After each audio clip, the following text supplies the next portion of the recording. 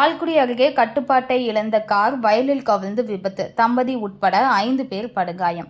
திருச்சி மாவட்டம் லால்குடி அருகே ஆலம்பாடி மேட்டுத்தெருவை சேர்ந்த கஸ்பார், அவருடைய மனைவி சௌந்தர்யா, மகன் அருண் மற்றும் 4 வயது பேத்தி வடுகார்பேட்டை ஆரோக்கியபுரம் பகுதியைச் சேர்ந்த ஆரோக்கியசாமி ஆகியோர் காரில் திருச்சி பஞ்சப்பூர் பகுதியில் உள்ள உறவினர் வீட்டு புதுநன்மை விழாவிற்கு சென்றுவிட்டு வீடு திரும்பிக் கொண்டிருந்தனர். அப்போது பூவலூர் அருகே திருச்சி சிதம்பரம் சாலையில் கார் வந்து கொண்டிருந்த போது ஓட்டி வந்த அருண் உடல் சோர்வில் கண் அயர்ந்ததாக கூறப்படுகிறது. கட்டுப்பாட்டை இழந்த கார் தாறுமாறாக ஓடி சாலையோர வயலில் இறங்கி விபத்துக்குள்ளானது.